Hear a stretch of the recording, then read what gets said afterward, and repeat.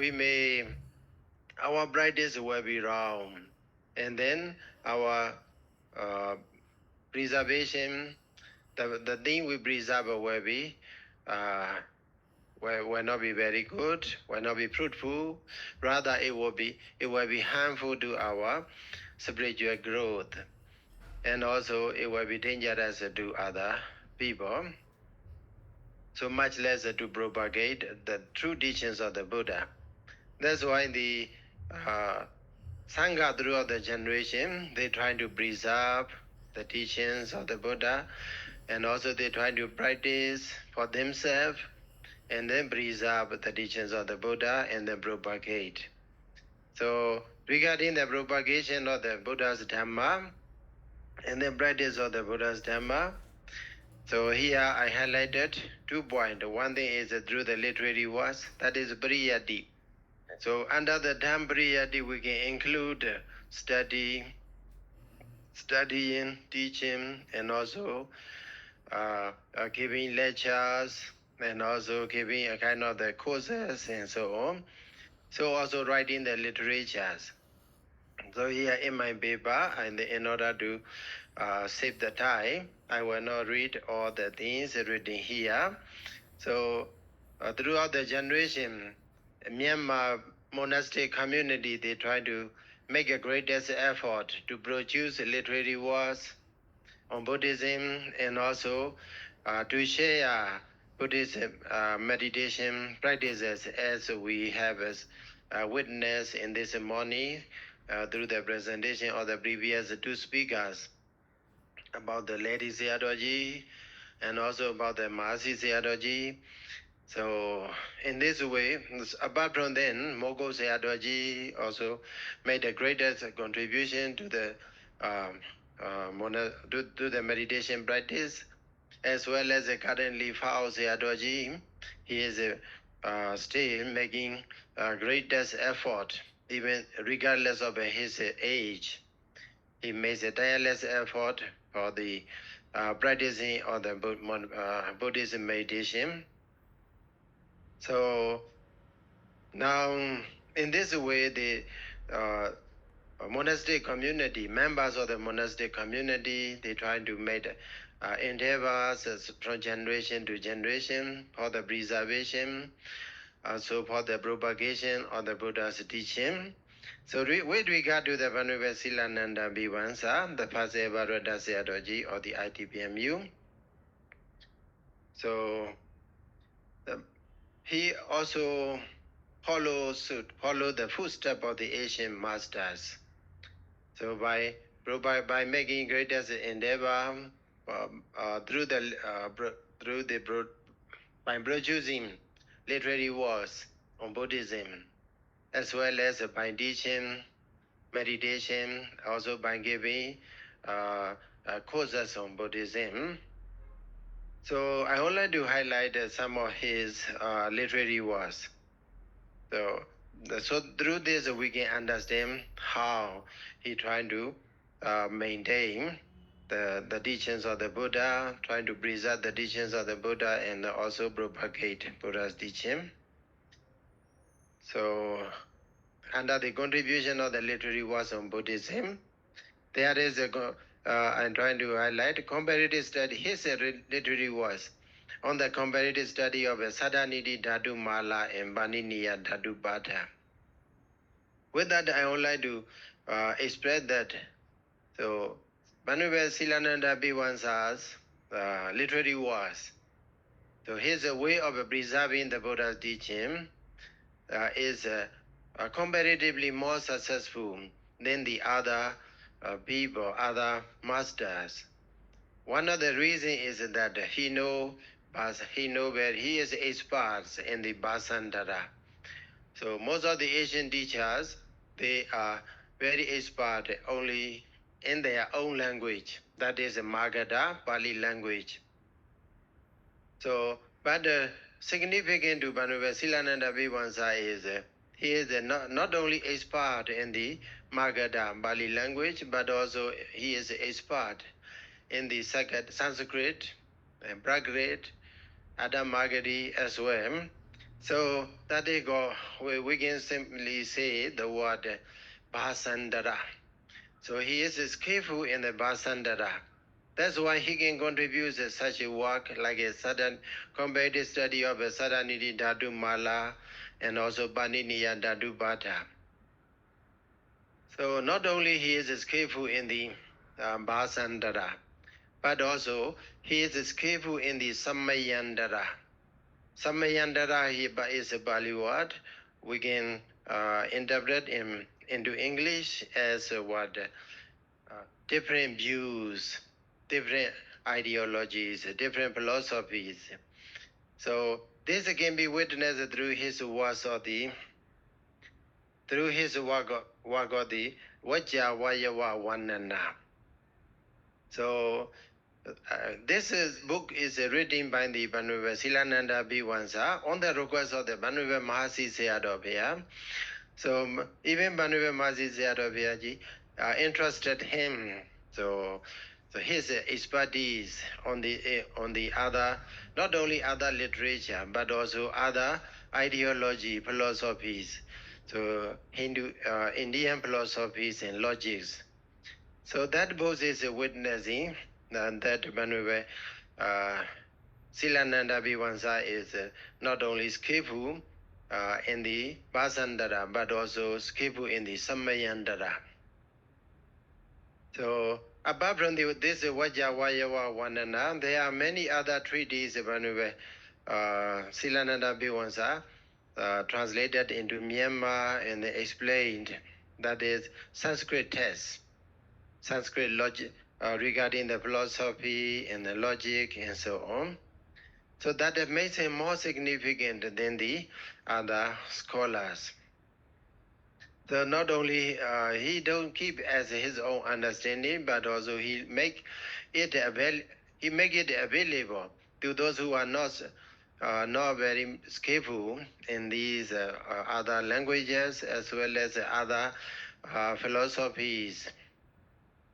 Apart from them, one of the another significant of the Bhanuva Silananda Bhiwansa is that he is skillful in the Sekhandara. Actually, this word is I invented. This word, the meaning I would like to convey to you is that. So when I read about the Bhanuva Silananda Bhiwansa, one day in America, in the Bay Area, on the Bawadana day, he met with the many other monastery members from Myanmar, and then in that assembly he gave an address that he encouraged his colleagues in that trying to understand not only English language but also others' culture. Without understanding different cultures of the others people, the culture of the other people, it will be very difficult to propagate, to deliver our message to them. So that's why Bhanuva, through this writing, we can understand that Bhanuva Silananda Bhiwansa is not only skillful in the Basandara, Samayandara, but also skillful in the Sekhandara. I just use the word culture for the Pali word Sekha. Sekha is a kind of practice. So Sekhandara also, he is very clever, very expert in the Sekhandara. That's why he can share his knowledge with the other people who belong to different cultures. So if Buddha teaching become more adaptable to them, if we convey the Buddha's message to those who have a different culture. So if we don't understand their culture, there may be sometimes aggressive, our words will be very aggressive to them. So that's why it is also one of the significant point with which Bhanuva and Silananda Bhiwansa make a great endeavor for the propagation, also preservation, also teachings and practice of the Buddhism. So So if we go to save the die, if we go to the conclusion, there we can Ashin Silananda Bhiwansa's unparalleled contribution at the first ever Rata Theology of the IDBMU underscore his embodiment of the Pariyati and Patipati. His endeavors seamlessly integrated traditional Buddhist education with the modern academic Buddhist practices, ensuring that the teachings of the Buddha were preserved, studied, and practiced in depth. This dual approach benefited both monastic and lay communities, making complex doctrinal teachings comprehensible and relevant, while maintaining the authenticity and the essence of the Buddha's message. His work reflected a harmonious blend of pure views and unwavering virtue in every aspect of his scholarship. The scope of the Shinsilananda Bhiwansa's achievement extended beyond Myanmar as he effectively navigated various languages Basandara, accommodating diverse linguistic needs through the translation and teachings in Pali, Sanskrit, and other languages. His engagement with the different views Samayandara showed his adeptness at addressing multiple interpretation within Buddhist traditions, enriching the study of Buddhism for a global audience. Moreover, his sensitivity to different cultures, Sikandara, enabled him to teach and mentor international students, emphasizing that the essence of the Dhamma transcends cultural and geographical boundaries. His deep understanding of the cultural nuances allowed him to tailor his teachings for diverse audiences without losing their core values. Ultimately, Venerable Silananda Bhiwansa's dedication to teaching, prolific literary contributions, and promotion of the meditation stands as the testament to his commitment to the Dhamma. His legacy serves as the bridge between traditional and modern approaches to Buddhist education, creating a model that unites rigorous study with a mindful practice. He remains a guiding light, inspiring both current and future generations to uphold the purity of the teachings and practice, embodying the profound unity of the wisdom, virtue, and compassionate outreach that defines the Theravada tradition. Thank you so much for your attention. Thank you very much, Venerable Professor Sandamukha, for presenting a very wonderful and also interesting endeavor of the first rector Seattle, Ajahn Silananda Bhiwansa.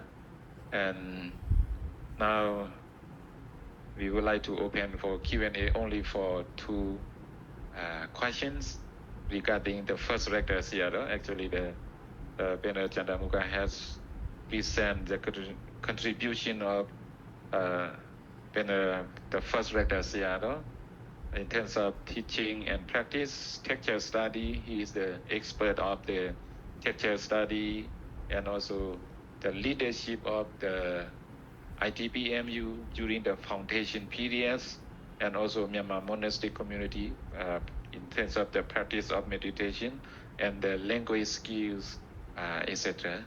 Okay, now without delay, to be fair with the other paper presenter, I would like to open Q&A, please. If you have any question, comments regarding the first rector Seattle.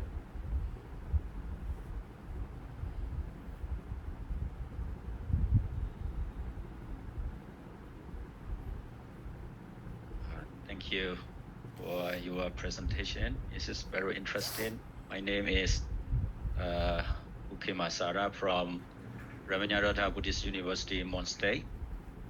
So in order to ask a question, I want to know that about the idea and your opinion. As Dr. Ajahn Silananda Bhiwansa, he practiced his teaching and his practicing for our daily life. So to maintain his teaching and practicing, how do we apply in our daily life as the university perspective? So I want to know that your idea and opinion. How can we maintain his teaching hand to hand? Thank you. Yeah, thank you so much, Banweki Majara, for your question. And so as far as I understand, through the reading of about the Banwe, Silananda Vivansa. So the way he practiced Buddha's teaching, and also the way he preserved the Buddha's teaching, is trying to understand the Buddha's words as truly as possible. So otherwise, if our understanding is wrong or misinterpreted, then our practice will be wrong. So will not be very helpful for us. Also will not be helpful for the others as well. That's why, so through the reading, so that is one of my understanding about the University Silananda Vivansa. So he emphasized, he put much emphasis on the correct meaning of the words of the Buddha. So maybe sometimes we read a kind of Bali text, we don't understand, and then we try to pick up the translation books and then read, and then maybe don't end up with that translation alone, because that can give you wrong sense about the Buddha's teaching. So then it will lead you to the wrong way. That's why the Sayadaw through his writing also, we can understand that he put much emphasis on the true meaning of the words, firstly, and also through our encounter, so as a past Brother Sayadaw or the Buddha, we work together, or we work under his guidance as well. So he is very much concentrated on everything he do. So that's why we have to pay everything very close attention to understand as they really are. So that is also one of the way to practice Buddha's teaching as Silananda did. Thank you. Any more questions? Thank you. One more question. Thank you, Sayadaw. My name is Jawana. So I would like to ask about Venerable Silananda Vivansa and about his teaching of Satipatthana. And so you mentioned in your presentations of about linguistic to understand. So how to understand their culture to promote the Sasana? Thank you. How to understand the culture of the audience, right? Yes, sir. Okay, Yes, sir. okay, thank you. Thank you, Banwe Jawana, is it right? Am I correct? Your name is Banwe Jawana. Okay. So, yes, understanding the culture of the audience is tremendously important when we impart our Buddha's message to them.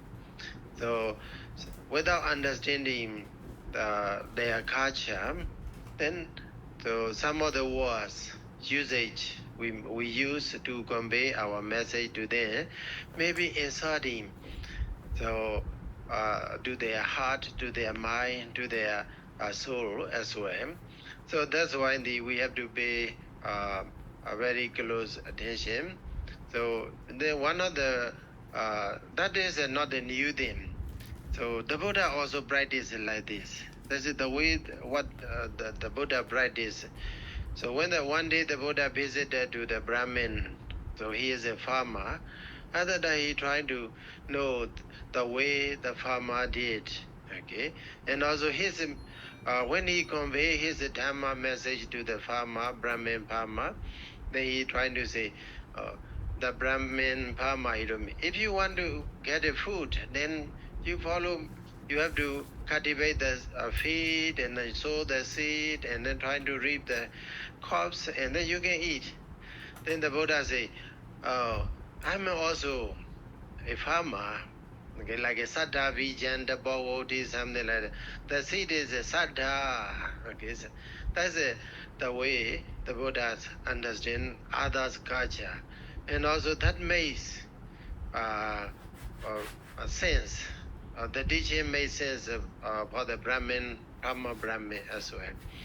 That's why the understanding the others' culture, the culture of the audience is very much important in sharing or in in propagating our Buddha's teaching to the different areas. Thank you. Thank you, Pandit. Thank you very much, Professor Chandamukha, for your answer. And